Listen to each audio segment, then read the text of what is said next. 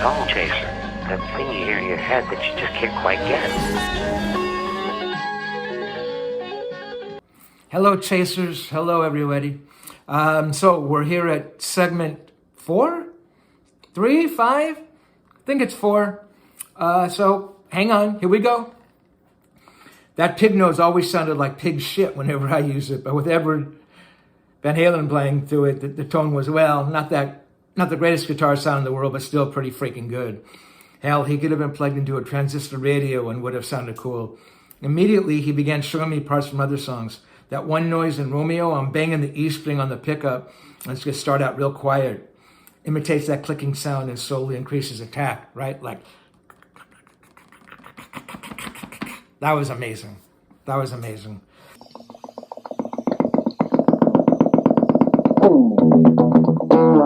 He then ran through the intro for Romeo Delight and explained... The beginning, that's weird too, really good.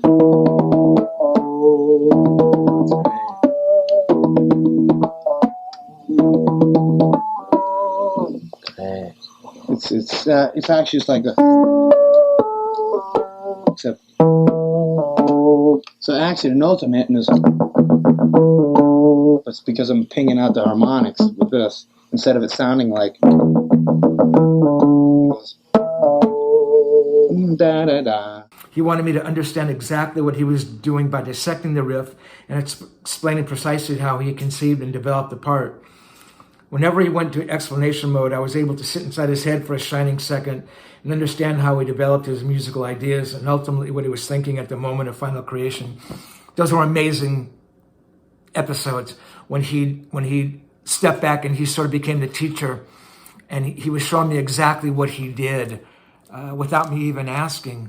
And like I said, man, it was that window, man. The window was wiped clean, and I could see, you know, how this guy, Edward Van Halen, thought when he was, you know, working on these ideas and coming up with these little things he did. It was amazing, right? It was incredible. Actually, that sounds a lot of little tricks in it.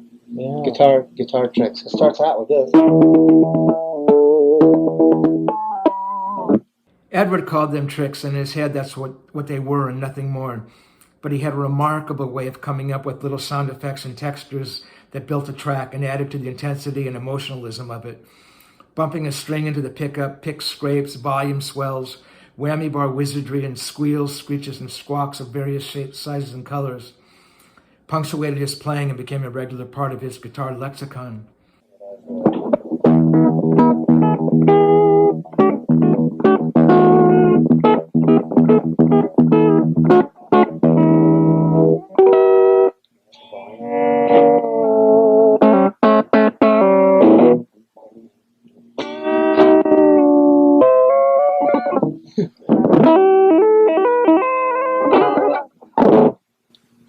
Yeah, this song actually does have, you know, a few weird guitar things in it, if you listen close.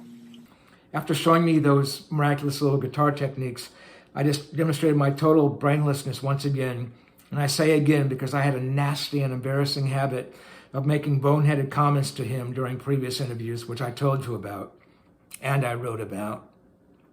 With this insensitive comeback, I can't believe I said this.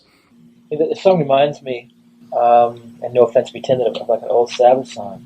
Does it? Black Sabbath, yeah. The second the words were out of my mouth, I knew I'd fucked up again. I could hear it in his voice. I felt it. I knew it.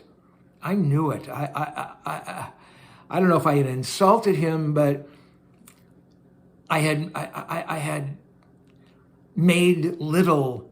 I had belittled everything he had just told me. You know, all that stuff he had been showing me on the guitar. I sort of had written it off as sounding like a Sabbath song or something. No offense intended. That's what I said to him after he just spent 10 minutes running through those wholly inventive and innovative guitar techniques, patiently and proudly showing me the different sections, and that was all I could muster. He was obviously really pleased with what he created guitar-wise in Romeo Delight, and deservedly so, because they were breakthrough illustrations of guitar orchestration. I didn't say that, however. Instead, I offered an opinion I prefaced with, no offense intended. because I knew for fucking sure it would offend him. And so I was trying to prepare him for the disparaging comment to follow. So why the fuck did I say it in the first place? I don't know. I was trying to hedge my bets because I knew what I was about to say was a slap in the face.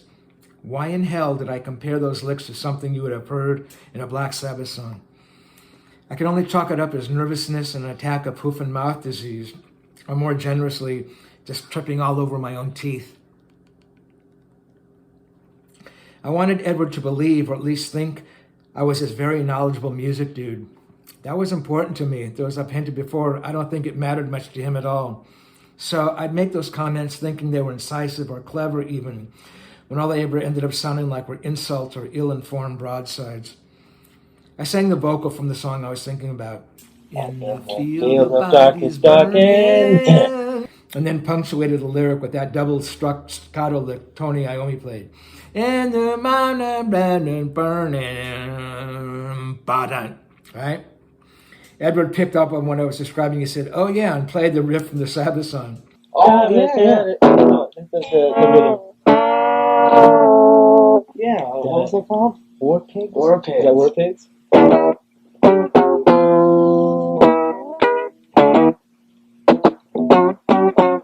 Yeah, well, that one thing. Yeah. I don't think it all. Oh no, I mean just doesn't it all really sound like Sabbath? It's definitely Van Halen. Definitely. Edward could have so easily and rightfully shut the interview down at that point. I simply retreated into a dark mood that would have put a pall over the remainder of our conversation, and there would have been no one to blame but me. I thank the guitar gods on high, and more importantly, Edward's own largesse and his acceptance of me and my monstrously unintended slights. He knew I was not trying to be consciously insulting and pardon me my own stupidity. Thank goodness somebody did, right? So I'm going to end here. I'm going to come back for one last segment. I hope you guys are digging this, and if you do, let me know. Give me the thumbs up on my YouTube, like it, share it, spread the word.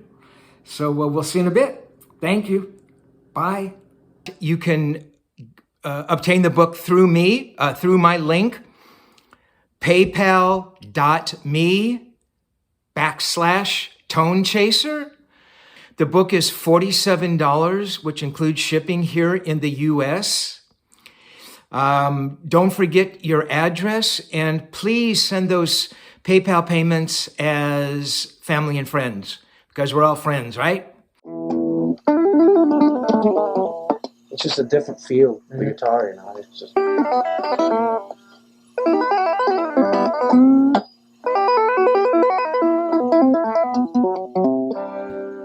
Bye.